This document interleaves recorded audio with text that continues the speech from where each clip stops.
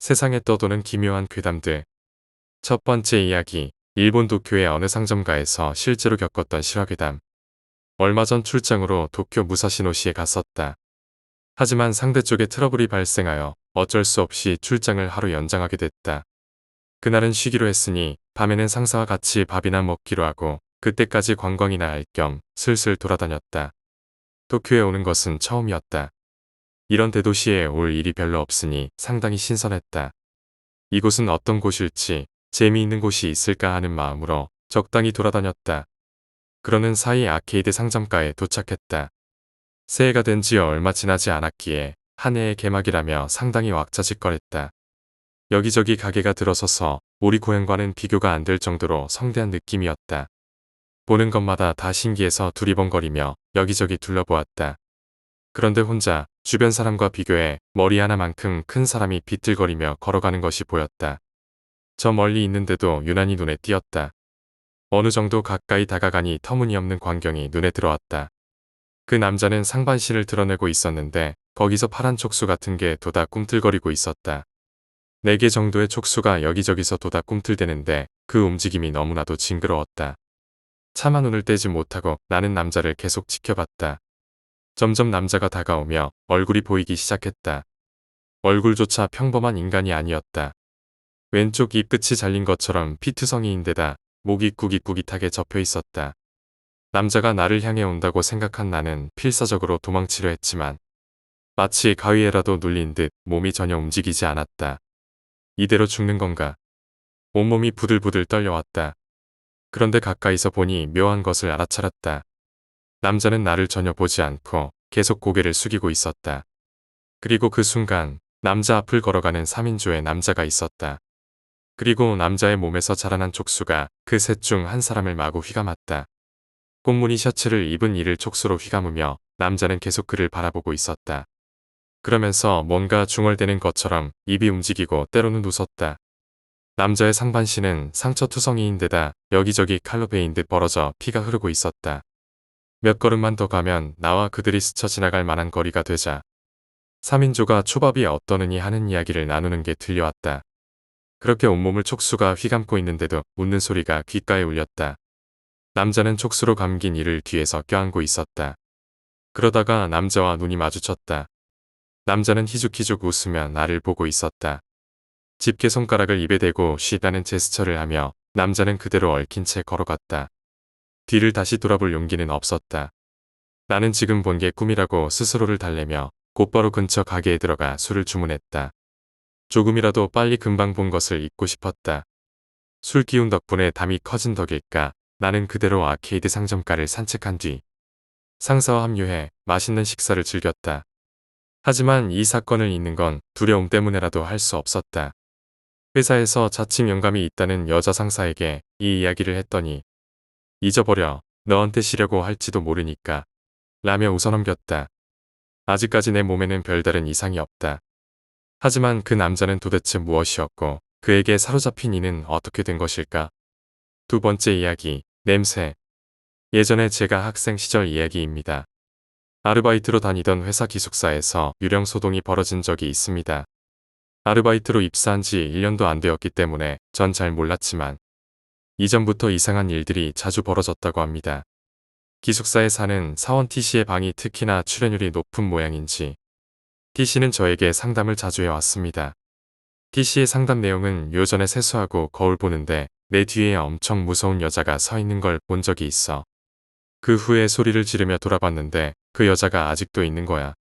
아니, 적어도 돌아볼 때는 사라진다던가 좀 그래줬으면 좋겠는데 라며 이런 내용들을 했었는데 T씨는 정신적으로 많이 힘든 모양이었습니다.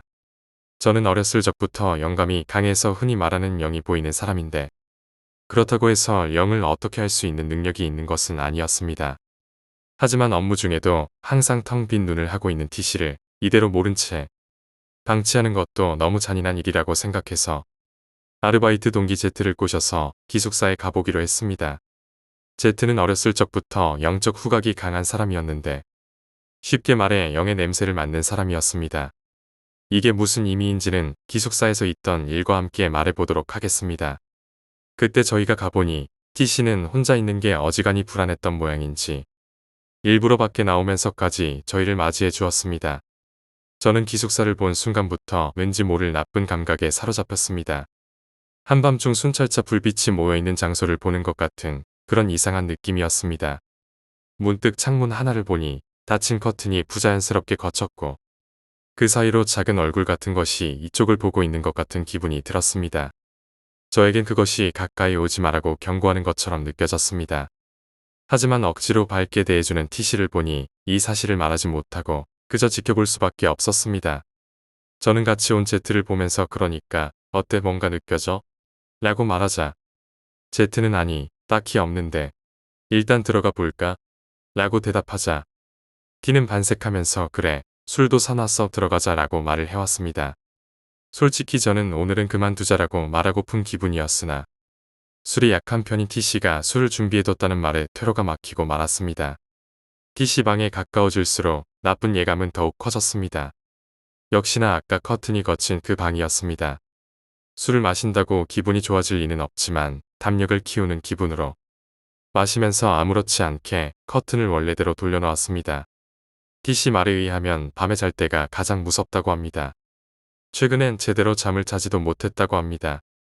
오늘은 저희가 와서 사람이 있다는 사실에 안심했는지 술을 마시지도 않았는데 꾸벅꾸벅 졸기 시작했습니다. 그 모습을 본 저는 T씨에게 주무셔도 돼요. T씨라고 말을 했는데 T씨는 비몽사몽인 얼굴로 응 미안이라고 대답해 왔는데 옆에 Z도 이 모습을 보더니 내일도 이래야 하니까 우리도 슬슬 잘까? 라고 말을 해왔습니다. 이 방에서는 제대로 잘 수 있을 것 같지도 않았지만 저와 Z도 담요를 빌려다 그곳에서 자기로 했습니다. 왠지 커튼 쪽에 눕고 싶지 않아서 좀 떨어진 소파에 누웠는데 그런 제 행동이 조금 어색하게 느껴진 건지 Z가 작은 목소리로 물었습니다. 뭐 봤어? 이 질문에 저도 작은 목소리로 대답했습니다.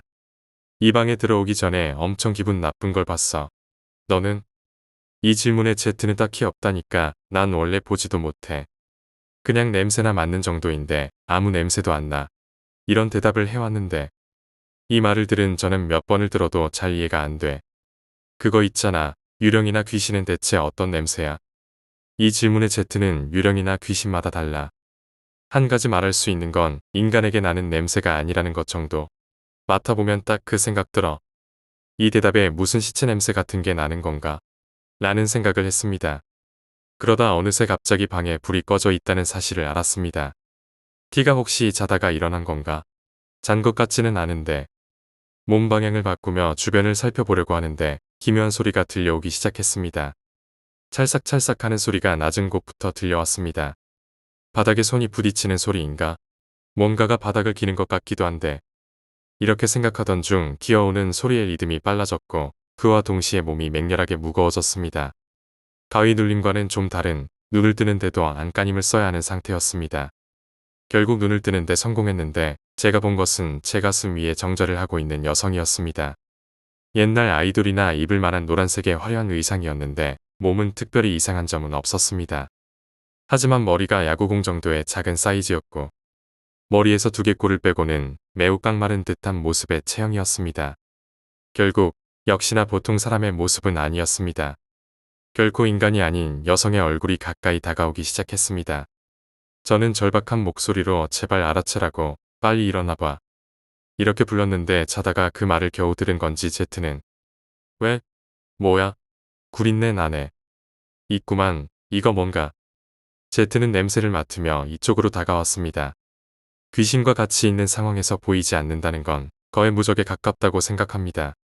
Z는 제 쪽으로 오면서 이 주변에서 나는데 뭐지? 내 위에 있는 거야? 이거 진짜야? 이건 말이지.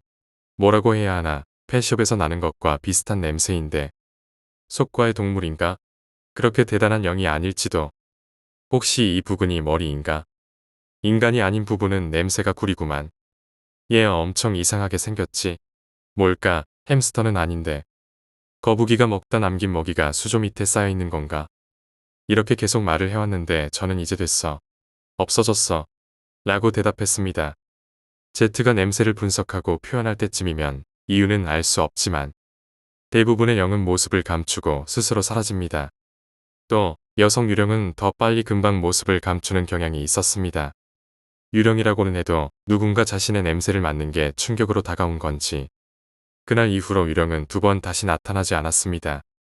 한때 이 이유가 궁금해서 제트에게 물어본 적이 있었는데 이 질문에 그냥 우리 집 조상님 중에 엄청 대단한 분이 있다고만 알아도 이렇게 대답하고 그 이상은 알려주지 않았습니다. 다음 날 오랜만에 숙면한 T씨가 직장에서 이 이야기를 했습니다. 원래 농담을 잘하는 T씨의 이야기에 대부분의 사람들은 반신반의한 모양이었지만 기숙사에서 비슷한 경험을 했던 사람들은 감사와 경애를 담아 제트를 이름 대신 카미사마라는 별명으로 부르기 시작했습니다. T씨의 말에 따르면 저 기숙사에서는 더 이상 아무런 이상한 일이 일어나지 않는다고 합니다. 카미는 일본에서 신앙이나 외경의 대상으로 신이라는 뜻이라고 합니다. 카미사마는 신님이라는 말로 생각하면 될 것 같습니다. 세 번째 이야기, 묘비. 이 이야기는 제가 대학 친구 뒤로부터 들은 이야기입니다. 그는 어느 날 동아리 친구들과 함께 잔뜩 취한 상태에서 어떤 심령 스팟에 갑자기 가게 되었다고 합니다. S시의 백일묘라는 곳이었는데 외부에는 생각보다 잘 알려지지 않아서 그 지역 사람들이나 알고 있는 장소였다고 합니다. 심령 스팟에 가게 된 인원은 분위기 메이커인 B, 성실한 T, 동아리 부장 H, 그리고 D 이렇게 4명이었다고 합니다. 술집에서 다들 진탕 마신 뒤라 시간은 새벽 1시를 넘긴 상태였다고 합니다. 이때 다들 술 엄청 취했는데 이거 한 번에 확 깨려면 뭘 해야 빨리 깰까? 라는 의견이 나왔는데 B가 그 말을 듣고 이 근처에 심령 스팟 하나 있는데 거기 한번 가보자 라고 제안했다고 합니다.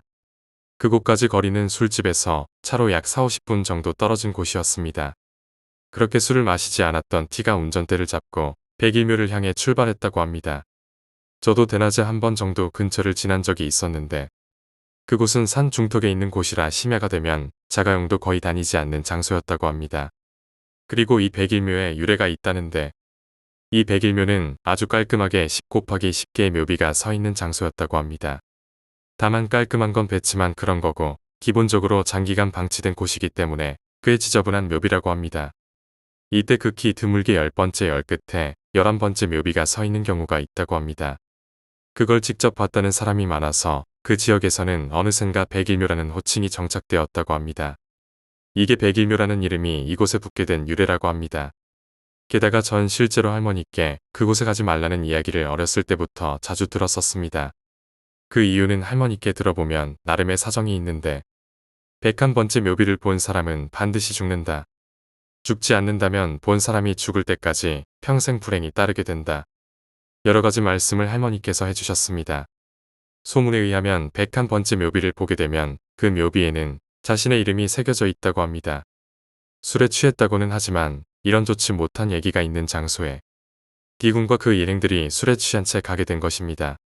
실제로 그곳에 도착해보니 7월인데도 묘하게 서늘하고 차가운 바람이 불고 있었다고 합니다. 7월이지만 심야의 산 위에 있는 장소였으니 그럴 수도 있다고 생각합니다. 분위기 메이커 비는 차에서 내림과 동시에 큰 소리를 냈다고 합니다. 여전히 기분 좋게 취한 상태였던 것 같습니다. 이때 동아리 부장 H의 어깨가 움찔대는 것을 D는 놓치지 않았다고 합니다. 평소 꽤 기가 세고 대범한 편인 H가 의외의 면모를 보이는 것을 보고 속으로 꽤 기뻐했다고 합니다. 아무튼 그래서 다들 서둘러 묘비에 술을 새기 시작했다고 하는데 센다고 해도 워낙 묘비의 배열 자체가 깨끗해서 한번 쓱 살펴보는 정도였다고 합니다. 특별한 일은 없고 그저 10-10개의 묘비가 있었다고 합니다. 그것을 보고 안심한 건지 H는 아까까지 쫄라있던 주제에 갑자기 기세등등해져서는 뭐야 하나도 재미없네 라고 말했다고 합니다. B도 우리가 이겼다 라고 의미를 알 수 없는 소리를 질렀다고 합니다. T는 차 곁에 서서 웃으면 이들 시끄러워 같은 소리를 하는 등 화기애애한 분위기가 계속되었다고 합니다. D는 아무 일도 일어나지 않아 아쉽다고 생각하긴 했지만 차가운 바람도 쐬고 기분 좋게 술에서 깰 수 있었다는 생각을 했다고 합니다. 이제 슬슬 돌아갈 생각으로 모두가 차에 올라탔을 때 B가 안색을 바꾸며 빨리 출발해 라고 갑자기 소리를 질렀다고 합니다. 그 분위기가 심상치 않았던 탓에 T는 서둘러 차를 출발시켰습니다. 그 다음 순간 T의 얼굴도 새파래져서는 차를 급가속시키기 시작했다고 합니다. H와 D가 야, 왜 그래? 라고 말을 걸어보아도 두 사람 모두 창백한 얼굴을 한 채 아무런 대답이 없었다고 합니다. 드디어 마을에 도착한 뒤 편의점 주차장에 차를 세우자 그제서야 마음이 놓인 B와 T가 한숨을 내쉬었다고 합니다. H와 D는 이유를 물었는데 아무래도 B와 T 모두 101번째 묘비를 봤다는 대답을 했습니다. 차를 발진시킨 뒤 B는 아무 생각 없이 차 유리 밖으로 묘를 슬쩍 보고 있었는데 그 순간 분명히 열쇠에 딱 하나 땅에서 튀어나온 묘비가 서 있었다고 합니다. 차를 발진시킨 뒤 백미러를 통해 그것을 본 T 역시 그것 때문에 차를 급가속한 것이라고 합니다. 그 일이 있은 뒤 B와 T 모두 불행한 일을 겪지 않았고 죽지도 않았다고 합니다. 단 분위기 메이커였던 B는 어째선지 성격이 급격하게 조용하고 어두워졌고 성실했던 T는 절대로 담배를 피우지 않았던 그가 최근에는 흡연을 시작했다고 합니다. 특히 T의 경우 이전까지 전혀 본 적 없었던 거친 욕설과 함께 굉장히 폭력적인 성향을 드러내고 있어서 주위 사람들 모두 멀리하게 되었다고 합니다. D의 말에 따르면 둘 모두 지금까지와는 다른 사람처럼 분위기 자체가 변한 것 같다고 합니다. 이 얘기를 듣고 전 할머니에게 이 일에 관해 물어봤는데 가지 말라는 곳에 갔다고 하니 크게 화를 내시긴 했지만 전 거기서 101번째 묘비 같은 건 보지 못했어요. 라는 제 말을 듣고 뭔가 안심이 된다는 얼굴로 할머니께서는 못 봤다니 다행이다. 이제 절대로 다시 거기 가서는 안 된다. 라는 말씀을 하셨습니다. 저는 이때 B군과 T군이 뭔가 성격이나 분위기가 거기 갔다 온 이후로 변했다는 말을 할머니께 했는데 그 말을 들으시더니 그 두 명은 원래 B와 T가 아닐 거다. 이미 그 안에서 사라졌을 거야. 이 말을 끝으로 더 이상은 아무 말도 해주지 않으셨습니다. B와 T의 혼이 죽어버리고 두 사람의 몸에 다른 혼이 들어가 버린 게 아닐까? D는 혼자 결론을 내렸다고 합니다. 그런 의미라면 확실히 들었던 얘기대로 둘이 죽었다는 말이 실현되었다고 볼 수 있을 것 같습니다. 동아리 부장이었던 H와 분위기 메이커였던 B는 대학을 졸업하고 난 이래로 모두와 연락을 끊었다고 합니다. 원래 둘 모두 취업을 목표로 하던 기업들이 있었는데 그 관련 모임에서도 사라지고 살던 곳에서도 다른 곳으로 이사 갔다고 합니다. 지금은 어디 있는지도 모르고 뭘 하는지도 아무도 모른다고 합니다. 네 번째 이야기, 70년대의 기묘한 우물. 1970년대에 일어났던 일이다. 한여름이었다. 결혼한 지 3년이 지났는데도 몸이 별로 좋지 않아 애가 생기지 않던 나는 남편과 상의하여 친정집에 여름 휴가차 내려가 있기로 결정했다.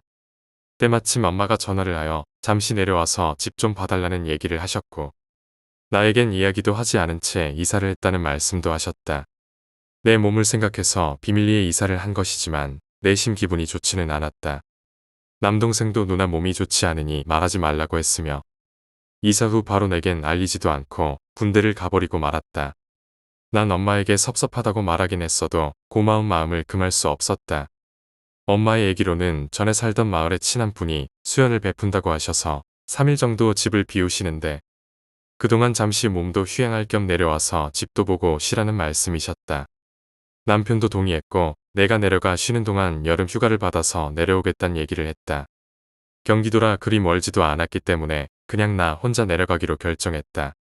새로운 집은 정말 고즈넉하니 아름다운 분위기를 풍기고 있었다. 집이 좀 오래돼서 그런지 약간 일본식 풍이 나고 있었으며 마당 한가운데는 자그마한 연못까지 있어서 마음을 한결 푸근하게 만들어 주었다. 당시 방송 지필 및 그림을 그리고 있던 나에겐 정말 좋은 환경이었다.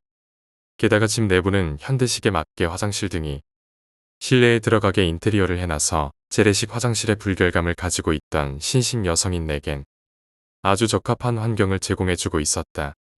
내게 집 열쇠를 맡기고 수연에 가시는 엄마를 뒤로하고 나는 편안한 마음으로 쉬기 시작했다. 시간은 오후 5시를 조금 넘긴 때였을 것이다. 잠시 마루에 걸터앉아 이곳의 풍경을 어떻게 화폭에 옮길까 고민하던 중이었는데 잠깐 고개를 옆으로 돌리는 순간 어둑한 마루 쪽에서 그곳에선 보이지 않는 화장실 쪽으로 뭔가가 살짝 움직이는 것을 본 것 같았다. 그것은 꼭 사람이 화장실 쪽으로 걸어가는 뒷모습 같았는데 아무도 없는 집에서 누가 움직일 리는 만무한 상황이니 섬뜩한 기운이 등골을 내리쳤다. 나는 일어나서 나무로 된 마루바닥을 밟으며 화장실 쪽으로 서서히 걸어갔다. 마루에서 나는 나무들의 소음이 소름 끼치게 들렸다. 화장실로 들어가는 길은 골목처럼 되어 있었는데 빛이 닿지를 않아 어두컴컴했다.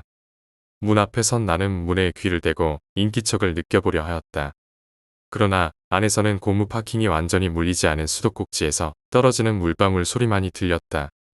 용기를 내어 문을 확 하고 열어젖혔다. 그러나 그곳에는 아무도 없었고 역시나 수도에서 물방울만 똑똑 떨어지고 있었을 뿐이다. 몸이 안 좋아 기가 약해져서 그런 것이리라 생각했다. 하지만 기분이 나쁜 것은 사실이었다. 다시 마루를 가로질러 아까 앉아있던 곳으로 걸어갔다.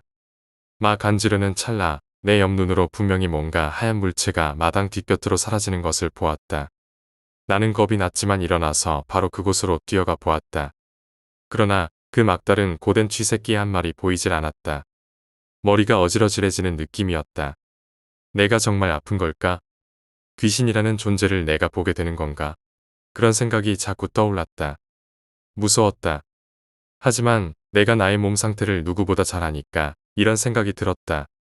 도시의 소음에 익숙해져 있다가 그런 기계적인 소음이 전혀 들리지 않는 시골에 와 있어. 조금 약해진 몸이 그 익숙함에 관성이 걸려 있어 헛개비를 보는 것이라는. 물론 그런 후 아무 일도 일어나지 않았고 귀신도 모습을 나타내지 않았다.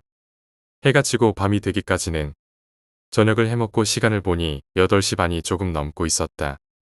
해도 져버리고 깜깜한 암흑이 시작되자 아까의 그 사건들이 생각나서 조금씩 무서워지기 시작했다.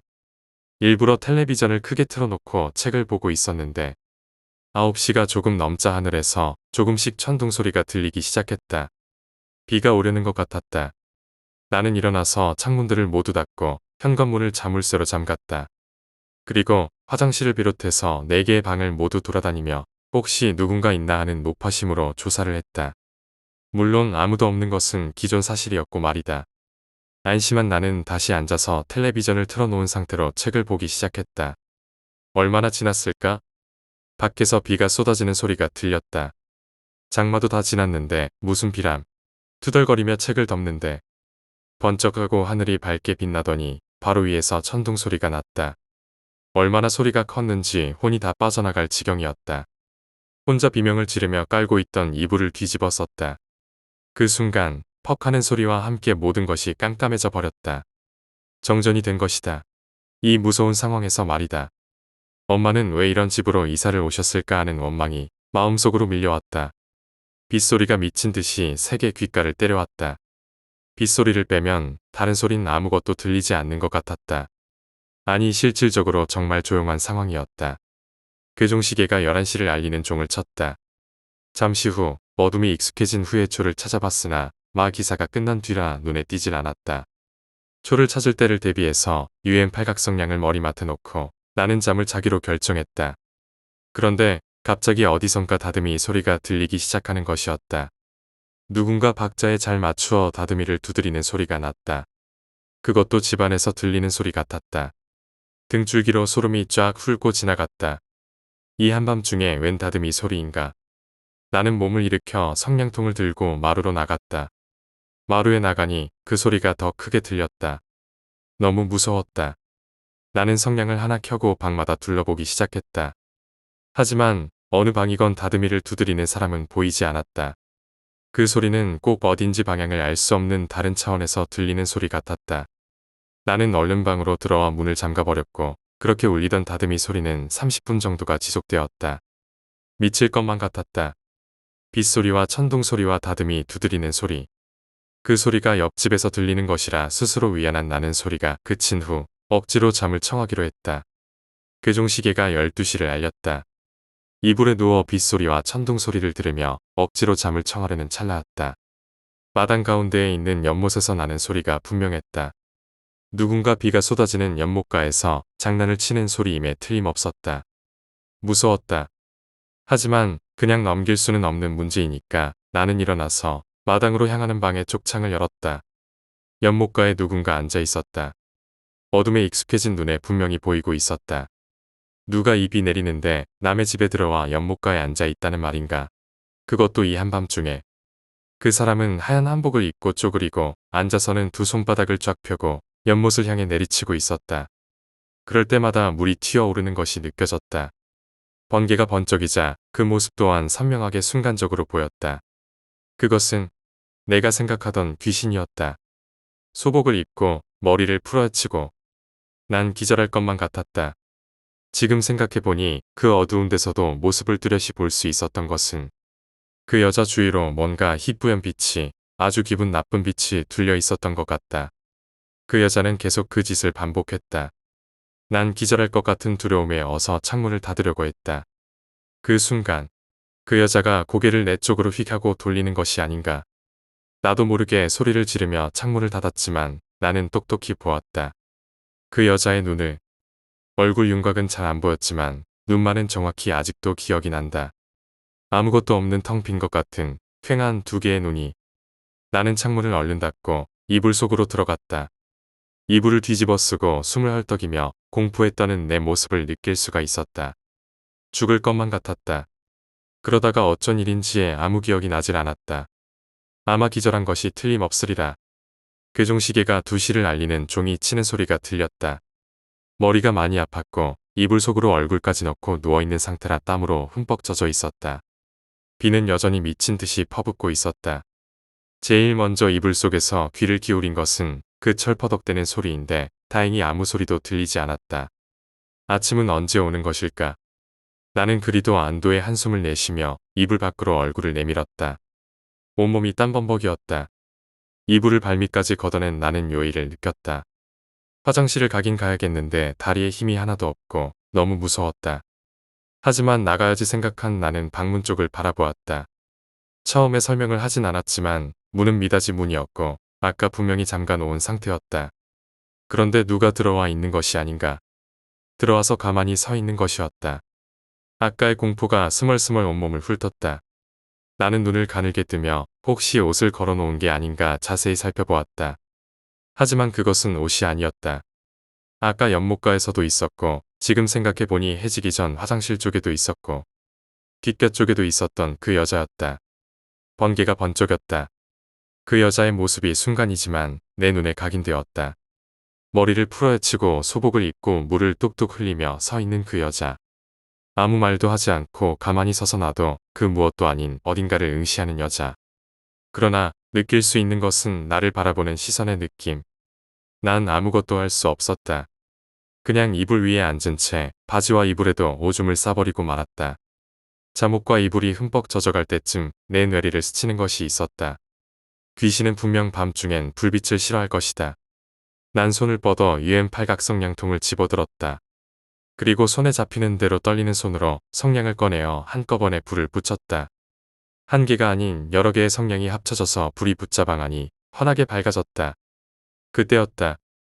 그 여자가 갑자기 내 쪽으로 방향을 정확하게 튼 것은. 그리고는 내 쪽으로 서 있는 상황에서 날아오기 시작했다.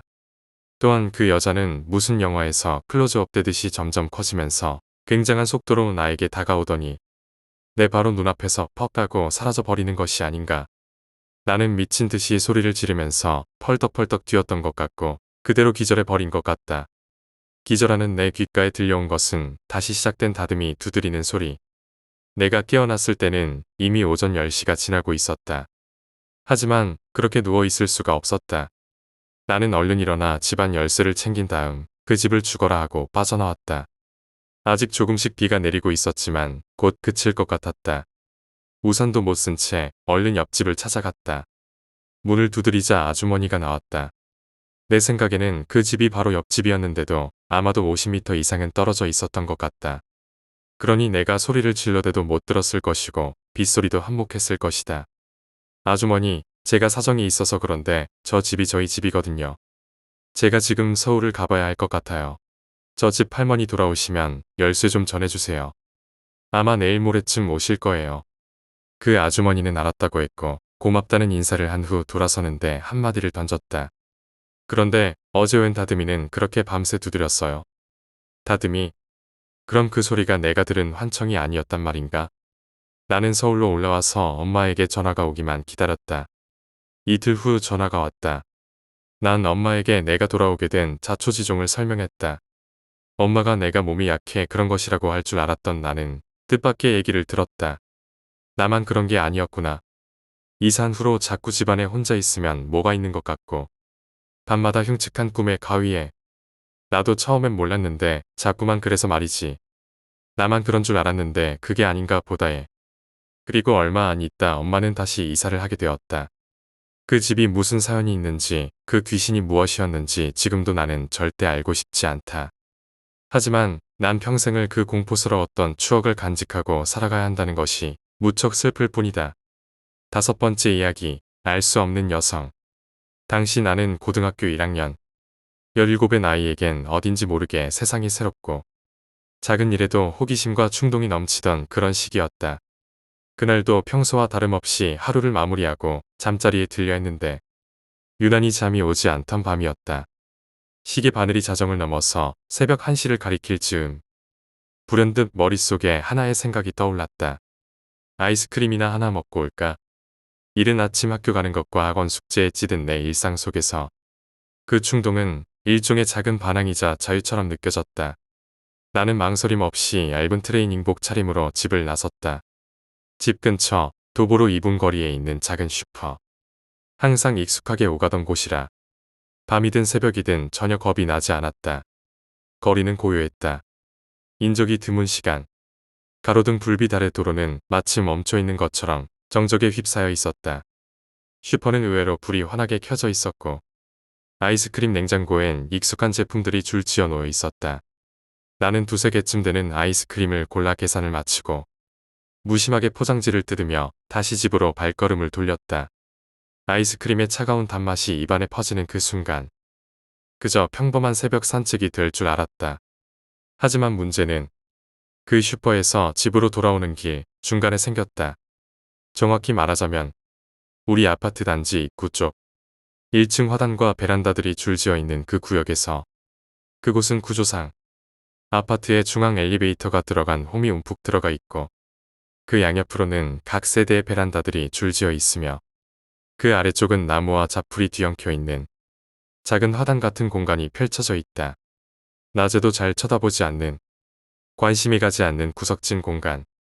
그런데 이상하게 그날은 무언가 보이지 않는 힘에 이끌리듯 자연스레 그쪽으로 시선이 향했다. 바로 그 순간 나는 뭔가 이상한 장면을 목격하고 말았다. 처음엔 눈을 의심했다. 비몽사몽해서 잘못 본 건가 싶었다.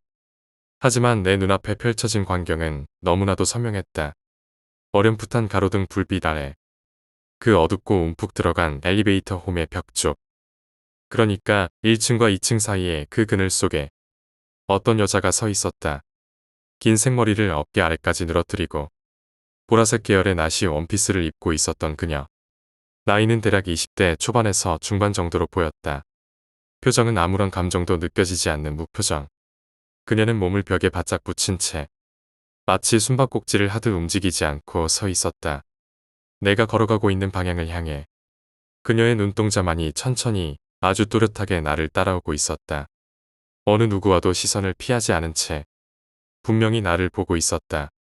그때까지만 해도 나는 그저 누가 밤 산책을 하다가 서 있나 보다 하고 넘겼다. 그녀를 지나치는 그 찰나에는 별다른 공포심이나 불쾌감조차 없었다. 하지만 이상하게도 몇 걸음 지나쳐간 후에야 뭔가 이상하다는 감정이 뒤늦게 올라왔다. 아니, 그 시간에 왜 저런 복장을 입고 그 어둠 속에서 저런 자세로 서 있었던 걸까? 그게 자꾸만 머릿속에서 떠나지 않았다. 그곳은 심지어 아무도 다니지 않는 길목. 낮에도 발길이 거의 없는 구역이다. 그 주변엔 산책로도 있었고 조금만 나가면 작은 공원도 있었는데 굳이 그 음습한 공간에 게다가 저렇게 딱 달라붙어 사람을 응시하고 있는 모습은 아무리 생각해도 평범한 상황은 아니었다. 나는 문득 등줄기를 타고 땀이 한 줄기 흐르는 것을 느꼈다. 단순히 기분 탓이라기엔 그녀의 존재가 너무도 명확히 각인돼 있었다. 그리고 결정적인 건 나는 그런 걸 잘 느끼는 사람도 아니었다. 귀신을 본다거나 무속적인 기운을 감지하는 체질도 아니었고 가위에 눌리는 일도 손에 꼽을 만큼 드물었다. 그저 보통 그 이상도 이하도 아닌 사람이었다. 그런 내가 느낀 이상한 느낌. 그것이야말로 그 상황이 단순한 착각이나 상상이 아니었음을 말해주고 있었다. 그 여자의 눈빛, 그리고 미묘한 그 분위기. 분명 어딘가 인간의 감정과는 조금 어긋나 있었다. 돌이켜보면 그녀와 눈이 처음 마주친 그 순간 나는 어렴풋하게 이질감 같은 것을 느꼈던 것 같다. 소름이 돋을 정도는 아니었지만 말로 표현하기 어려운 묘한 감정이 심장을 서서히 죄어오는 듯한 느낌. 그 후로도 나는 종종 그날의 장면을 떠올린다.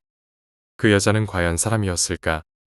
현실적으로야 당연히 사람이었을 가능성이 높다. 하지만 만약, 정말 만약 귀신이었다면 우리가 흔히 상상하는 공포영화 속 귀신들, 피투성이의 흰 소복을 입고 머리를 산발로 풀어헤친 그런 뻔한 모습이 아니라 그저 일상 속에 녹아든 옆집에 살아도 이상하지 않을 정도로 너무나 자연스럽고 담담한 외형의 존재였다면 나는 그날 무심코 지나친 그 눈빛 하나로 이 세상 사람과는 조금 다른 무언가를 스친 것은 아닐까. 그리고 하나 덧붙이자면 이 아파트 단지에 살면서 이상한 일을 겪은 건 그날이 처음이 아니었다. 가끔씩 사람도 없고 바람 한 점 불지 않던 날에 아파트 앞 놀이터에 그네가 혼자 왔다 갔다 하는 걸 본 적도 있었다. 아무도 그네를 밀지 않았고 아이도 어른도 없던 그 시간, 마치 누군가 보이지 않는 존재가 앉아 있었던 것처럼 그네는 일정한 리듬으로 흔들리고 있었다. 지금도 생각하면 등골이 서늘해지는 장면들, 내가 겪은 그 새벽의 일도 아마 그 일련의 이상한 현상들 중 하나였는지도 모른다. 6번째 이야기, 해안도로. 나는 현재 부동산 관련 일을 하고 있다. 여러 지역의 토지나 건물을 둘러보며 투자자를 연결하거나 개발 가능성을 타진하는 일이다. 올해 3월 업무차 일본 후쿠시마 지역으로 출장을 다녀온 적이 있다. 출장 목적은 간단했다. 도쿄에서 온 손님 한 명을 모시고 후쿠시마 인근에 위치한 개발 후보지를 함께 둘러보는 일정이었다. 그날은 이른 아침부터 움직여야 했기 때문에 꽤 피곤한 하루였다. 손님과 함께 여러 곳을 돌며 사진을 찍고 집안 상태나 교통 접근성 등을 체크하는데 하루를 거의 다 써버렸다. 그렇게 바쁘고 정신없는 하루를 마치고 나니 어느덧 저녁이 되어 있었다. 도쿄로 바로 돌아가도 됐지만 어딘가 마음 한편이 개운치 않았다. 마치 뭔가 미처 하지 못한 일이라도 있는 듯한 묘한 기분. 그리고 이상하게도 그날따라 계속 후쿠시마 대지진의 흔적이 눈앞에 아른거렸다. 이미 뉴스와 다큐멘터리로 숱하게 접해온 장면들이었다. 하지만 그날 밤엔 왠지 그 흔적들을 직접 보고 싶다는 이상한 충동이 들었다. 그래서 나는 손님을 무사히 숙소에 내려준 뒤 혼자 차를 몰고 바닷가 근처 해안도로로 향했다. 그 도로는 한때 인기 드라이브 코스로도 유명했지만 대지진과 쓰나미 이후 많은 구간이 복구되지 않거나 이용이 제한된 상태로 방치되어 있다고 들은 바 있다. 사방은 어둠으로 뒤덮여 있었고 가로등 몇 개만이 간신히 빛을 내며 해안선을 따라 길을 밝혀주고 있었다. 그 정적 속에서 라디오도 끄고 음악도 틀지 않은 채 나는 묵묵히 운전만 하고 있었다. 문득 그런 생각이 들었다. 이 도로 위를 2011년 그날에도 누군가가 이렇게 평범하게 달리고 있었겠지. 그리고 그 사람들 중 누군가는 쓰나미가 몰려오는 그 순간에도 무언가를 모르고 핸들을 잡고 있었을 수도 있다는 생각. 그런 상상이 끝나기도 전이었다. 갑자기 도저히 상상도 하지 못한 일이 벌어졌다. 4시야 정확히 차 전조등이 비추는 바로 그 지점에서 작은 그림자 2개가 허공에서 튀어나오듯이 달려나왔다. 하얀 옷을 입은 아이 둘. 한 명은 왼쪽에서 다른 한 명은 오른쪽에서 정말 동시에 튀어나왔고 나는 브레이크를 밟을 틈조차 없었다. 쾅! 무언가를 분명히 친 소리. 그 소리는 너무나도 선명하고 분명했다.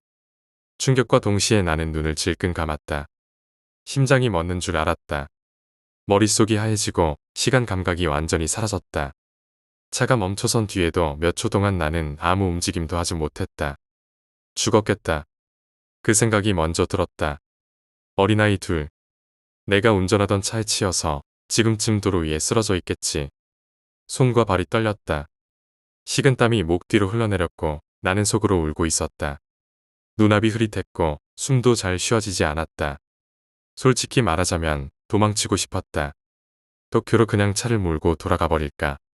그 누구에게도 말하지 않고 그냥 없던 일처럼. 하지만 그렇게 할 수는 없었다. 나는 손에 든 휴대폰으로 경찰에게 전화를 걸었다. 그리고 회사 상사에게도 연락을 넣었다.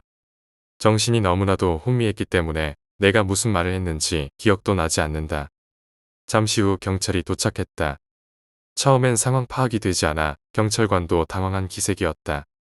나는 차에서 내리지도 못하고 그대로 운전석에 앉아 있었으니까. 경찰관은 내게 차분히 말을 걸었다. 괜찮으십니까? 지금 어떤 일이 있었죠? 나는 떨리는 목소리로 설명했다. 해안도로를 달리던 중이었고 갑자기 아이들이 튀어나와서 저는 브레이크도 못 밟았고 경찰은 고개를 끄덕이며 천천히 내게 말을 이어갔다. 확실히 아이들을 보신 겁니까? 나는 놀란 듯이 그를 바라보았다. 네, 분명히 봤어요. 하얀 옷 입은 아이들이었습니다. 그는 한참을 내 얼굴을 들여다보더니 조심스레 이렇게 말했다. 직접 나와서 한번 확인해 보시겠어요? 나는 조심스레 차 문을 열었다. 그리고 내 발로 어둠 속 도로에 내디뎠다. 경찰관과 함께 도로를 살폈다. 하지만 아무것도 없었다. 아이들의 모습은 물론이고 차에 충돌한 흔적도 핏자국도 바닥에 떨어진 물건 하나도 없었다. 나는 믿을 수 없다는 듯 두 눈을 크게 떴다. 분명히 쳤는데요. 경찰은 휴대용 플래시를 들어 도로 주변을 비추며 말했다. 여기요, 이 해안도로는요. 요즘 같은 신고가 하루에도 수십 건씩 들어옵니다. 나는 말문이 막혔다. 그는 조용히 고개를 끄덕이며 말했다. 대지진 이후로 말입니다. 아이들이나 누군가가 갑자기 도로로 튀어나와 치였다는 신고가 끊이지 않아요. 그런데 막상 현장에 오면 아무것도 없는 경우가 대부분입니다. 나는 그 말을 듣고도 믿기지 않았다. 그게 어떻게? 경찰은 잠시 침묵하더니 말을 이었다. 요즘은 이 길을 늦은 밤에 다니는 사람도 거의 없습니다. 그 이유가 다들 이런 일들을 겪고 나면 다시는 이 길을 찾지 않기 때문이죠. 결국 나는 면허증 번호만 경찰에게 남기고 조용히 차에 올라 도쿄로 돌아갈 수밖에 없었다. 돌아오는 길 내내 나는 백미러를 들여다보았다. 뒷좌석에 혹시라도 하얀 옷을 입은 그 아이들이 타고 있지는 않을까 하는 두려움 때문이었다. 7번째 이야기, 해체공사. 이 이야기는 해체공사 일을 하고 있는 내 지인이 직접 겪은 기이한 체험담이다. 말수가 적고 터프한 인상의 그가 술 한 잔 들어가자 평소와 달리 조심스러운 말투로 꺼낸 이야기였다. 그날은 유난히 하늘이 흐리고 바람이 건물 틈새로 슉슉 불어드는 음산한 날이었다고 한다. 오전부터 빗방울이 떨어질 듯 말듯 허공을 맴돌았고 현장에 도착했을 때는 온 세상이 무채색처럼 느껴졌다고 했다. 해체 대상은 오래된 주택이었다. 그는 도면을 보고서도 이런 집이 아직 남아 있었나 싶을 정도로 낡고 허름한 건물이란 걸 직감했다고 한다. 그 집은 서울 외곽 오래된 주택단지 가장자리에 있었다. 주변에도 비슷한 연식의 빈집들이 있었지만 유독 이 집만은 다른 분위기를 풍겼다. 정원은 수풀이 우거져 있었고 대문은 녹슨 채 기울어져 있었으며 유리창은 대부분 깨지거나 금이 가 있었다. 마당에는 오래된 장독대가 뒤엉켜 있었고 그 옆으로는 잡초가 허리까지 자라나 있었다. 이상하게도 지인은 현장에 발을 디디자마자 등줄기를 타고 싸한 기운이 스며드는 걸 느꼈다고 했다. 당연히 그 집에는 오랫동안 사람이 살지 않은 듯했다. 집안을 둘러보니 먼지가 소복하게 쌓여 있었고 여기저기 쥐나 고양이의 배설물이 널려 있었다. 벽지는 모두 들떠 있었고 천장에는 곰팡이 자국이 얼룩처럼 번져 있었다. 그런데도 이상하게 누군가 방금 전까지 있었던 것 같은 미묘한 냄새가 감돌았다고 한다. 어디선가 곰팡이 냄새와 함께 비린내 비슷한 것이 났다고. 곧바로 해체 작업을 시작하려 했지만 예상치 못한 문제가 생겼다. 중장비가 말썽을 부린 것이다. 굴삭기의 유압 장치가 갑자기 고장나고 절단기는 전원이 들어오지 않았다고 한다. 처음엔 단순한 고장이겠거니 했지만 예비 장비조차 작동하지 않아 모두가 당황했다. 결국 외부 수리업자를 부르기로 하고 기다리는 동안 주변을 정리하기 시작했다. 그러던 중 작업자 한 명이 마당 뒤편에서 이상한 걸 발견했다.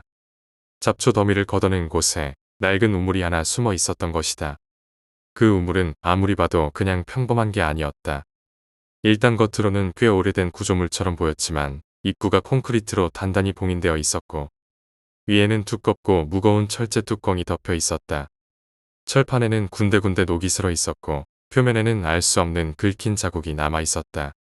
그 위에는 누런 종이에 붉은 글씨로 적힌 부적이 가득 붙어 있었다. 무슨 뜻인지 알 수 없었지만 뭔가를 막기 위해 아주 신중하게 봉인된 것 같은 느낌이 들었다고 한다. 우물을 발견한 작업자들은 처음엔 흥미로워하며 다가갔다. 이런 걸 보는 건 처음이라며 사진을 찍거나 부적을 만져보기도 했다고 한다. 그러다 실수였는지 호기심 때문이었는지 몇몇 작업자들이 붙어 있던 부적들을 손으로 떼어내기 시작했다. 부적이 바람에 흩날리며 땅에 떨어졌고 그 순간 갑자기 찬 기운이 훅 끼쳐왔다고 한다. 이상하게도 그때부터 그 자리를 벗어나고 싶다는 생각이 들기 시작했단다. 누군가는 울렁거리는 속을 부여잡았고 누군가는 이유 없이 눈물이 났다. 하지만 그날은 장비가 고쳐지지 않아 결국 작업은 하지 못했고 모두 철수하게 되었다. 다음 날 아침, 작업 재개를 위해 모인 작업자들은 의아함을 느꼈다. 작업을 총괄하던 감독이 약속된 시간에 나타나지 않았기 때문이다. 전날까지 멀쩡했던 사람이 아무런 연락 없이 결근한 것이다. 어쩔 수 없이 남은 사람들끼리 일단 작업을 시작하기로 했다. 분위기는 전날보다 더 음산했고 우물 근처는 괜히 피하고 싶을 정도로 기온이 이상했다. 그러던 중 갑자기 한 작업자가 우물 쪽에서 전속력으로 달려오더니 멈춰섰다. 그는 얼굴이 새파랗게 질려 있었고 입술은 파르르 떨리고 있었다. 그는 말을 제대로 잇지 못하고 공포에 질린 얼굴로 손가락을 우물 쪽으로 가리켰다. 다른 작업자들이 놀라서 달려가 보니 우물에 덮여 있던 철제 뚜껑이 어정쩡하게 열려 있었다. 분명 전날까지만 해도 성인 몇 명이 달라붙어도 열리지 않았던 뚜껑이었다. 게다가 우물 주변 콘크리트 바닥에는 물이 묻은 손자국과 발자국이 선명하게 남아 있었다. 작은 아이의 손과 발로 보일 만큼 크기가 작았고 형태는 지나치게 또렷했다. 더 소름 끼치는 건 우물 안이 완전히 말라 있었다는 사실이었다. 물이 조금도 없었다. 그런데도 바닥에는 젖은 자국이 있었다. 마치 누군가 그 안에서 기어나온 듯한 자국이. 작업자들 사이에 긴장감이 감돌았다. 다들 불길한 예감이 들어 감독에게 전화를 걸었지만 돌아온 대답은 충격적이었다. 감독은 새벽에 갑자기 쓰러져 병원 응급실로 이송되었고 의식이 없는 상태라는 것이다. 그 말이 전해진 후 또 다른 일이 벌어졌다. 그날 오후 작업자 중 2명이 갑작스러운 고열로 의식을 잃고 병원에 실려갔다. 두 사람 모두 열이 40도를 넘기고 이유를 알 수 없는 헛소리를 중얼거렸다고 한다. 마치 거기서 나왔어. 다시 들어가야 해. 같은 말들을 되풀이했다는 것이다. 결국 이대로는 안 되겠다 싶어 작업 현장 책임자가 인근 신사에 연락해 긴급하게 불재를 요청했다. 신사에서는 베테랑 무단과 재관이 동행해 현장에 도착했고 우물 앞에서 하루 종일 재를 지냈다. 사방에 소금을 뿌리고 부적을 새로 붙이며 무언가를 달래는 듯한 절차를 반복했단다. 그날 저녁이 되자 갑자기 바람이 멈추고 이상한 냄새도 사라졌다. 그 이후에야 장비가 정상적으로 작동하기 시작했고 남은 작업을 조심스럽게 마무리할 수 있었다고 한다. 지인은 그 이후로 철저하게 뭔가 봉인되어 있는 건 절대 건드리지 않는다는 철칙을 세우게 됐다고 말했다.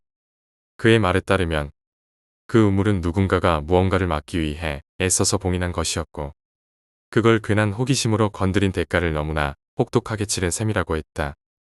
지금도 그는 때때로 꿈속에서 그 젖은 손자국이 기어 올라오던 장면을 떠올린다고 한다. 그리고 누군가 작고 축축한 발걸음으로 자신의 침대 밑을 맴도는 느낌을 받는다고도 했다. 이야기를 다 듣고 난 뒤 나는 한동안 우물 근처도 가지 못했다. 아직도 그 우물 아래에 무엇이 있었는지는 아무도 모른다. 8번째 이야기, 담력시험. 나는 지금 간호사로 일하고 있다. 누구보다 바쁘게, 누구보다 치열하게 살아가는 이 직업이 어느 순간부터는 익숙해졌고 또 어느새 이 이외에는 내가 무엇을 할 수 있을지도 모를 만큼 내 삶의 중심이 되어버렸다. 하지만 가끔씩 정말 아무 이유 없이 문득 떠오르는 기억들이 있다. 마치 그때 그 장면에 다시 붙들린 것처럼 꿈에서도 현실에서도 아득하게 떠오르는 과거의 조각. 오늘 이야기하려는 것도 그런 기억 중 하나다. 잊으려 해도 잊혀지지 않는, 지워내려 해도 끝끝내 뇌리 속에 떠다니는 그 시절의 이야기. 그러니까 간호학교를 다니던 무렵의 일이다. 우리 학교는 시내와는 거리가 조금 떨어진 곳에 위치해 있었다. 한적한 산자락 언저리에 세워진 다소 고립된 느낌이 강한 학교. 무언가 으스스한 분위기를 가진 낡은 건물들과 나무들에 둘러싸인 좁은 기숙사 복도. 그리고 밤마다 들려오던 이유를 알 수 없는 삐걱거림 소리까지. 아무래도 사람을 다루는 직업을 준비하는 곳이다 보니 자연스럽게 죽음이라는 개념과 가까운 환경 속에 있어야 했다. 학교 안에는 해부실, 표본실, 그리고 영안실까지 따로 마련돼 있었는데 그 공간들은 언제나 낮은데도 어둑했고 특유의 차가운 공기와 정체불명의 냄새로 사람을 긴장하게 만들었다. 게다가 학교는 전원 기숙사 제도였다. 어디서 자고 어디로 도망갈 수 있는 곳도 없이 모든 학생들이 매일같이 같은 공간을 함께 써야 했다. 이런 폐쇄적인 분위기 속에서는 자연스럽게 위계 질서와 군기가 더욱 강하게 작용했다. 말로만 듣던 기수 문화가 여기서는 정말 실체를 가진 괴물처럼 살아 숨쉬었다. 특히 선배의 눈에 들지 않으면 아무리 공부를 잘해도 평탄하게 지낼 수 없었다. 그 어떤 작은 실수 하나라도 눈밖에 나면 이유도 모른 채 벌을 받고 밤늦게 호출을 당해 복도에 서 있어야 했다. 그 가운데 가장 악명 높았던 전통이 하나 있었는데 바로 여름마다 열리는 담력 시험이었다. 이 행사는 해마다 2학년이 주최하고 1학년이 강제로 참여해야 하는 일종의 공포 체험이었다. 어두운 밤, 해부실에서 시작해 표본실을 거쳐 마지막 영안실까지 돌아 각 방에 미리 놓인 이름 종이를 찾아 결승점에 대기 중인 선배들에게 전달해야 하는 구조였다. 조를 나누기도 하지만 대부분 혼자 들어가야 했고 그 어두운 실내에는 미리 준비된 장난 소품들과 기묘하게 웃는 선배들, 이상한 소리를 내는 오디오까지 준비돼 있었다. 말이 좋아 담력 훈련이지 사실상 공포심을 이용한 일종의 통과애래. 아무리 마음을 다잡고 있어도 해부실 문을 여는 순간 풍겨오는 강한 포르말린 냄새와 빛 바랜 벽에 걸린 해부 모형, 냉동고 소기름 없는 시신 모형들을 보면 다리가 떨릴 수밖에 없었다. 나 역시 1학년 시절 그 담력 시험을 치렀다. 해부실, 영안실은 그래도 모형이라고 생각하며 버틸 수 있었지만 표본실만큼은 정말 달랐다. 그곳은 유리병 안에 담긴 실제 남성 시신과 여성 시신이 각각 한 구씩 있었고 기형적으로 태어난 신생아 그리고 절반으로 갈라진 태아 표본까지 정말로 숨이 턱 막히고 등을 쓸고 지나가는 한기가 온몸을 덮쳐왔다. 내가 무서워서 울며 달려나왔던 기억이 아직도 생생하다. 그 표본들이 가만히 있는 것 같으면서도 어쩐지 내 시선을 따라다니는 것만 같았다. 그리고 매년 그 담력 시험에는 절대 말할 수 없는 어두운 전통이 하나 있었다. 가끔씩 유난히 눈에 띄는 1학년이 있다면 그 아이의 이름이 적힌 종이만 아예 만들지 않는 아그랄한 장난. 그해 우리 학년에서는 K가 그 대상이 되었다. K는 얼굴도 예쁘고 성적도 좋아서 자연스럽게 교수님들이나 외부 강사들에게도 칭찬을 많이 받았던 학생이었다. 하지만 그런 K를 좋게 보지 않은 선배들이 있었던 거다. K는 아무것도 모른 채 담력 시험에 참여했고 표본실에서 한참을 종이 뭉치를 뒤졌지만 당연히 어디에도 자신의 이름은 없었다. 혹시 다른 방에 있는 건 아닐까 싶어 간신히 2장의 종이를 챙겨 영안실까지 돌고 결승점에 도착했지만 선배들의 반응은 싸늘했다. 왜 2장이야? 이거 누가 하래? 자기 이름도 못 찾아오고 왜 이렇게 건방져? 질책은 끝도 없이 쏟아졌고 눈치 빠른 아이였다면 그냥 울면서 넘겼을지도 모른다. 하지만 K는 달랐다. 그 자리에서 들고 있던 종이를 푹푹 찢어버리더니 말도 없이 돌아서 자기 방으로 가려 했다. 그러나 선배들이 그 길을 가로막았다. 말리는 척, 타이르는 척하면서 결국 그녀를 다시 표본실로 끌고 갔다고 한다. 그렇게 K는 안에서 문이 잠긴 채 표본실에 혼자 갇히고 말았다. 깊은 밤 순찰을 돌던 경비 아저씨가 희미하게 들려오는 울음소리를 따라 문을 열었고 그제야 그녀는 겨우 밖으로 나올 수 있었다고 한다. 이 사건은 다음 날 학교 내에 급속히 퍼졌고 결국 2학년 선배들 몇 명은 지도교사에게 불려가 심하게 꾸지람을 들었다. 하지만 문제는 그 다음이었다. 자신들 때문에 욕을 먹었다며 선배들은 오히려 K를 더 심하게 괴롭히기 시작한 것이다. 기숙사 방으로 몰래 찾아가 그녀의 물건을 숨기고 식판에 이상한 것을 몰래 넣기도 했다고 들었다. 그렇게 얼마 지나지 않아 K는 조용히 말도 없이 학교를 떠났다. 누군가는 자퇴했다고 말했고 누군가는 정신병원에 입원했다는 소문도 돌았다. 그리고 몇 주 뒤 이상한 일들이 벌어지기 시작했다. K를 가장 심하게 괴롭혔던 선배 3명이 잇따라 사고를 당한 것이다. 가장 먼저 무리의 리더 격이던 선배가 계단에서 굴러떨어져 양쪽 다리가 부러졌다. 그 다음은 교내 복도에서 이상하게 중심을 잃고 쓰러진 선배가 머리를 크게 다쳐 병원에 실려갔다. 마지막 한 명은 자다가 갑자기 고열에 시달리며 입원했고 며칠간 의식 없이 중환자실에 있었던 것으로 전해졌다. 1학년 사이에서는 금세 소문이 돌았다. K가 선배들을 저주한 거야. 그 표본실에서 뭔가 이상한 걸 본 게 틀림없어. 하지만 그저 소문이라고 치부했던 일이 정말로 사실로 드러나는 순간이 왔다. K와 가장 가까웠던 친구 S가 사감 선생님과의 상담 중 눈물을 터뜨리며 고백을 한 것이다. S는 K의 부탁을 받고 그 선배들의 머리카락이나 속옷을 몰래 가져다 줬다고 했다. 처음엔 장난인 줄 알았지만 정말로 사고가 일어나는 걸 본 뒤 너무 무서워졌고 결국 모든 사실을 털어놓은 것이었다.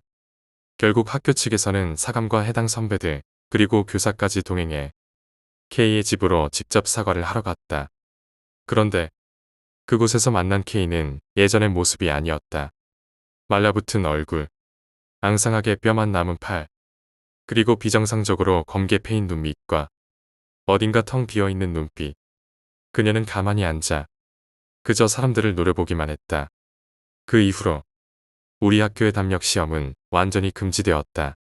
규칙에도 공식적으로 명시됐고 그와 관련된 어떤 활동도 엄격하게 막혔다.